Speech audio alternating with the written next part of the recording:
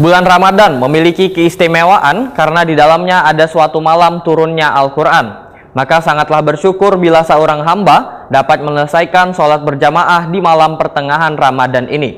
Demikian kultum Ustadz Mahlan Darkasi di jeda tarawih malam ke-18 Ramadan 1444 Hijriah di Masjid Al-Muflihun Banjarmasin. Mari kita umpati nang satu ini. Tanpa terasa, kita berada di 10 kedua pada bulan Ramadan 1444 Hijriah.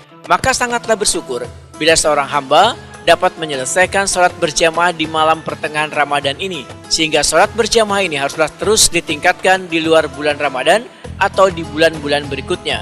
Demikian kultum Ustadz Mahlan Darkasi di jeda tarawih malam ke-18 Ramadan 1444 Hijriah di Masjid Al-Muflihun, Jalan Kendedes 3 Beruntung Jaya, Banjarmasin Selatan, malam Minggu 8 April 2023.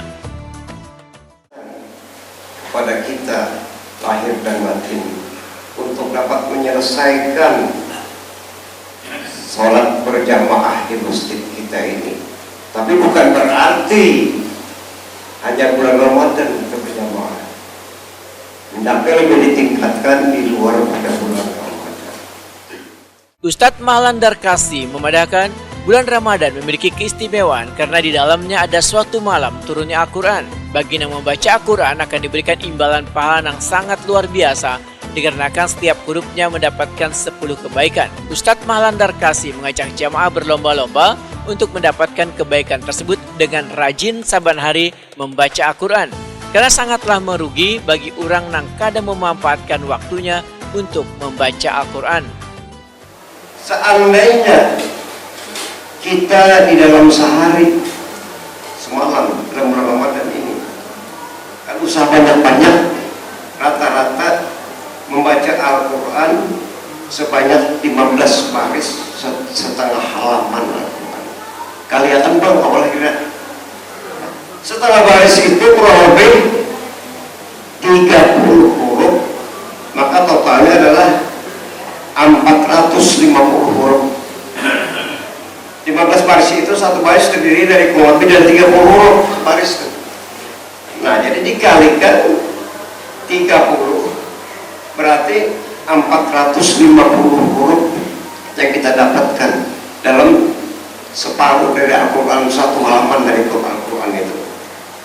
Jika dikalikan 10 kali kebaikan, maka dalam satu halaman kita sudah meraih 4.500 kebaikan. 4.500 kebaikan.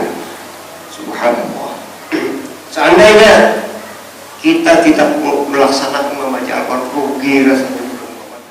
Ustadz Mahlan Darkasi menyatakan, begitu dahsyatnya imbalan kebaikan bila kita membaca Al-Quran, maka wayah ini sudah ada aplikasi di handphone supaya memudahkan kita membaca Al-Quran. Namun aplikasi ini ada sisi negatifnya, yaitu dikhawatirkan tanpa sadar handphonenya terbawa ke WC. Karena handphone yang ada aplikasi Al-Qurannya kada boleh dibawa ke kamar mandi maupun WC. Tetapi seandainya membaca malam, membaca seperempat halaman siang, seperempat halaman, jadi setengah halaman, boleh tidak ada larangan. Silahkan asal membaca Al-Quran di dalam satu hari sampai malam. Jangan dilupakan. Nah, makanya sekarang ini aplikasi di HP kita itu ada aplikasi Al-Quran. Nah, ada aplikasi Al-Quran. Cuma hati-hati sebutin. Bila HP kita ada aplikasi Al-Quran, jangan sampai bawa ke dalam kamar mandi atau WC. Nah, takutnya kalau ada ingat membuka HP, pas ada nomor telepon terbuka atau obat pelut itu, jadi tidak boleh. Tinggal HP di luar, jangan membawa HP. Itu ulun peringatkan kepada anak cucu ulun di rumah, jangan sampai demikian. Karena di dalamnya ada aplikasi Al-Quran. Ustadz Mahlan Darkasi menyatakan, sebagaimana yang dipadahkan Nabi Muhammad SAW, sebaik-baiknya seorang hamba adalah yang mempelajari Al-Quran dan mengajarkannya. Karena Al-Quran akan datang memberikan syafaat bagi orang yang ahli Al-Quran.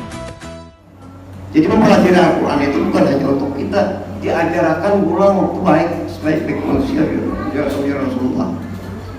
Di dalam hadis riwayat Muslim nomor 802 juga Rasulullah bersabda, bacalah Al-Quran karena sesungguhnya Al-Quran akan datang pada hari kiamat sebagai pemberi syafaat bagi ahli Quran. Wah, ada gampang-gampang ahli Quran tuh.